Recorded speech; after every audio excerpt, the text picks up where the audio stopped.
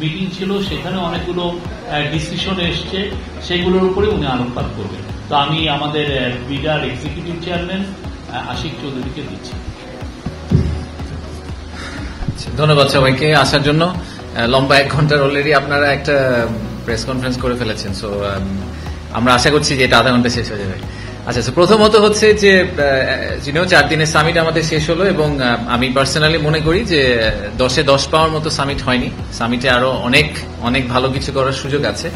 আমরা আসলে প্রথমবারের মতো একটা গ্লোবাল স্ট্যান্ডার্ডে সামিট করার চেষ্টা করেছি, বা বিদেশে যেভাবে সামিটগুলো করা হয় ইনভেস্টমেন্ট সামিট, সেরকম করে একটা স্ট্যান্ডার্ড সেট করার চেষ্টা করেছিলাম আমরা। তো এন্ড অবভিয়াসলি আমি সবাইকে অনেক ধন্যবাদ। যে সামিটটা তো আসলে আমরা নিজেরা অর্গানাইজ করিনি, আমরা একটা ছোট্ট পার্ট অর্গানাইজ করেছিলাম, কিন্তু আপনারা মিডিয়া কমিউনিটি আমাদেরকে অনেক হেল্প করেছেন। আমাদের যারা পার্টনার ছিল বিভিন্ন প্রাইভেট সেক্টরের অর্গানাইজেশন, তারা আমাদেরকে অনেকগুলা পার্ট অর্গানাইজ করতে হেল্প করেছেন। আমাদের যেই পলিটিক্যাল পার্টিরা ছিল তারাও আমাদেরকে অনেকভাবে সাপোর্ট দিয়েছেন, পার্টনার করেছেন, ফ্যাসিলিটেট করেছেন, অনেক কিছুতেই হেল্প করেছেন। সো সবাইকে এই আমাদের সামিটটাকে যতটুকু সফল করা গেছে সেইটার ক্রেডিটটা আসলে সবার। ফেইলিয়ার গুলো অবভিয়াসলি শুধুমাত্র বিডা এবং বেজার। নেক্সট টাইম আমরা এটা চেয়ে আরো ভালো করার চেষ্টা করব। একটা ওভারআর্চিং ফিডব্যাক হচ্ছে যে এই ধরনের সামিট এবং যে পরিমাণ আগ্রহ আমরা পেয়েছি, সেখান থেকেও আমাদের একটা টেক হচ্ছে যে এই ধরনের সামিট আমাদের একটা রেগুলার ফ্রিকোয়েন্সিতে করা উচিত সরকারের। সেই ফ্রিকোয়েন্সিটা বছরে একবার হতে পারে বা যে কোনো একটা ফ্রিকোয়েন্সিতে হতে পারে, বাট আমাদের ডেফিনেটলি যে আগ্রহটা আমরা দেখেছি, আপনারা যারা গেছেন তারা দেখেছেন যে ইন্টারকন্টিনেন্টালে যারা রেজিস্ট্রেশন করতে পারেননি, এরকম অনেকে এসে সারাদিন ইন্টারকন্টিনেন্টালে বসেছিলেন যে তারা যদি ইনভেস্টরদের সাথে একটু কথা বলতে পারেন, একটা করিডোর কনভারসেশন করতে পারেন, ইনফর্মাল টক করতে পারেন।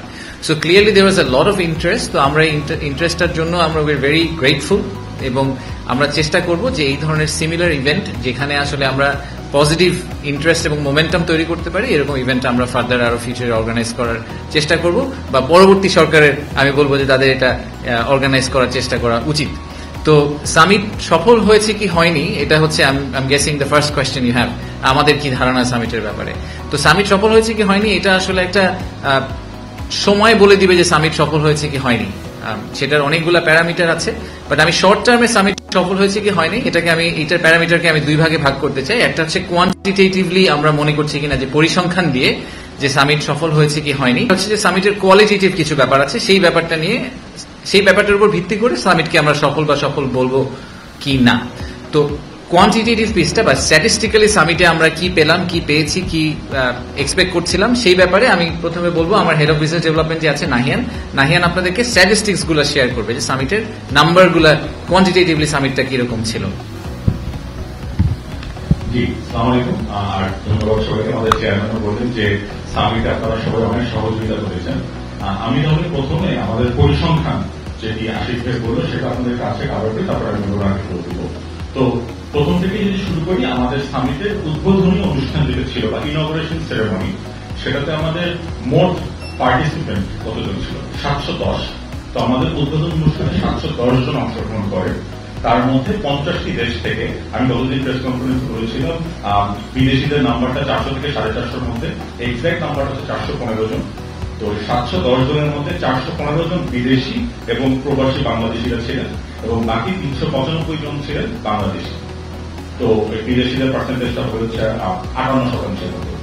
এর বাইরেও সামিটের এই 4 দিন প্রায় 3,500-এর বেশি মানুষ আমাদের বিভিন্ন যে breakout session, startup connect, round table discussion, এগুলা বিভিন্ন সেগমেন্টে অংশগ্রহণ করে।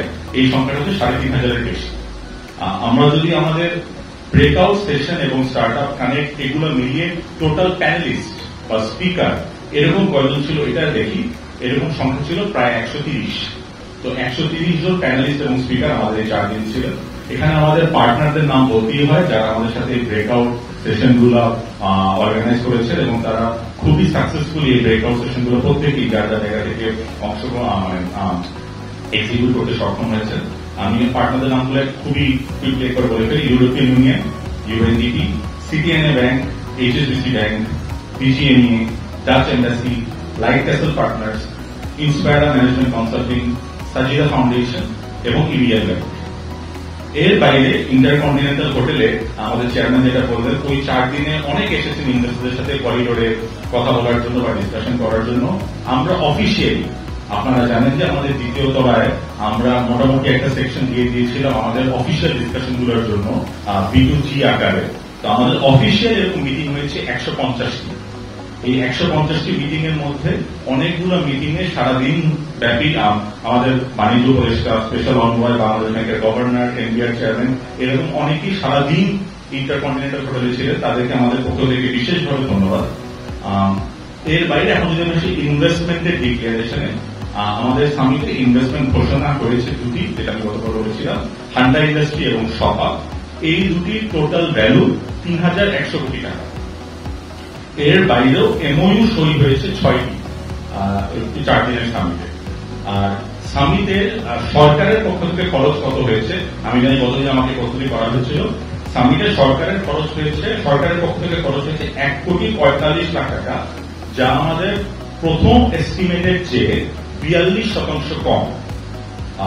আর এই সাথে আমি এই সামিটটাকে সফলভাবে করার জন্য আমাদের যারা ইভেন্ট ম্যানেজমেন্ট পার্টনার ছিলেন, ইন্টিগ্রেটেড মার্কেটিং সার্ভিসেস লিমিটেড এবং আমাদের marketing communications partner high voltage limited, ওদেরকেও ধন্যবাদ জানাচ্ছি। এবং সর্বশেষে আমাদের যারা মূল event partner world bank, FICCI এবং ইউএনডিপি, তাদেরকেও ধন্যবাদ জানাচ্ছি। তো এই ছিল আমার পক্ষ থেকে পরিসংখ্যান। এবার আমি চেয়ারম্যানের কাছে ফেরত দিচ্ছি বাকিটুকু। ধন্যবাদ নাহিয়ান।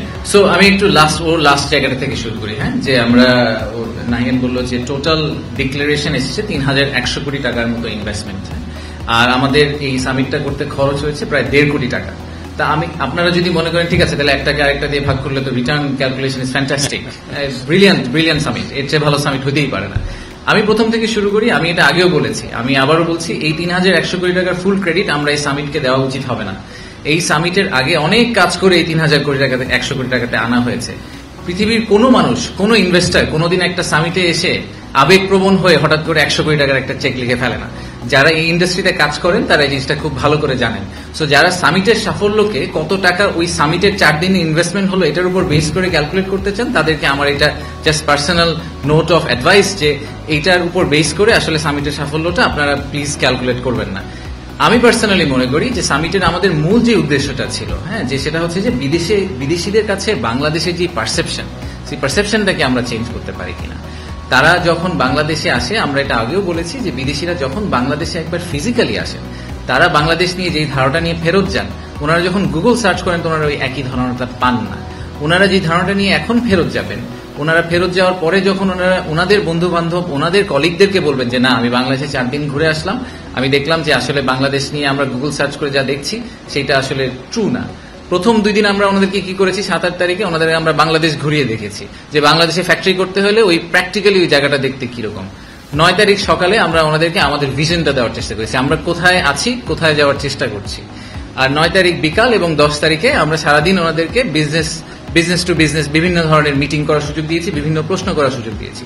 সো এই ফুল ওভারঅল 360 ভিউ যেটা আমরা দেওয়ার চেষ্টা করেছি, সেটা থেকে আমাদের এখন পর্যন্ত যে ফিডব্যাক বিদেশিদের কাছ থেকে সেটা হচ্ছে যে ওনারা খুবই খুশি হয়েছেন যে আমরা ওনাদেরকে এরকম একটা অপরচুনিটি দিয়েছি এবং সেখান থেকে ওনারা ডেফিনেটলি অনেক ইনফরমেশন নিয়ে ফেরত গেলেন। ওনারা আমাদের যেটা মেইন উদ্দেশ্য যে বাংলাদেশ যাতে খাবার মেনু থেকে প্রথমেই বাদ পড়ে না যায়, যদি মেনু থেকে আমরা বাদ পড়ে না যাই তাহলে অর্ডার করা তো অনেক পরের কথা। তো most of the cases Bangladesh আসলে মেনু থেকে বাদ পড়ে যায়। সেই জায়গাটাকে আমরা আসলে ইমপ্রুভ করার চেষ্টা করেছি সামিটের মাধ্যমে। আর দ্বিতীয়ত হচ্ছে যে আমি আরেকটা কথা ডেফিনেটলি বলতে চাই, সেটা হচ্ছে যে আমার প্রেজেন্টেশন নিয়ে অনেক কথাবার্তা হয়েছে। অনেককে ধন্যবাদ, সোশ্যাল মিডিয়াতে যারা প্রশংসা করেছেন আমাকে ধন্যবাদ জানিয়েছেন। আমি জেনুইনলি মনে করি এটা আমার চাকরির অংশ, দিস ইজ মাই জব। আমার কাজই হচ্ছে বাংলাদেশকে নিয়ে বাংলাদেশকে প্রেজেন্ট করা, বাংলাদেশকে সেল করার চেষ্টা করা বিদেশি বিনিয়োগকারীদের কাছে। তো সেল করার চেষ্টা করাটার জন্য এটা আলাদা প্রশংসা কিছু নাই। যে বিরাট চেয়ারম্যান হবেন ভবিষ্যতে ওনাদের এক্স্যাক্টলি এই এক্সিকিউশনটাই করতে হবে, এটাই ওনার কাজ। সো এটার জন্য আলাদা করে বলার কিছু নাই। আর এই প্রেজেন্টেশন বানানো বলেন, ফুল প্রোগ্রামটা অর্গানাইজ করার পিছিয়ে অনেক মানুষ একসাথে কাজ করেছেন। সো ক্রেডিটটা আসলে সবার একসাথে প্রাপ্য। তো আমি আবারও একটু সামারাইজ করি যে আমাদের সামিটের সফট যেই উদ্দেশ্যটা ছিল, যেটা কোয়ালিটেটিভ এন্ড যেটা প্রবাবলি দি মোস্ট ইম্পর্টেন্ট উদ্দেশ্য, সেটা হচ্ছে যে তাদের পারসেপশনটা চেঞ্জ করা।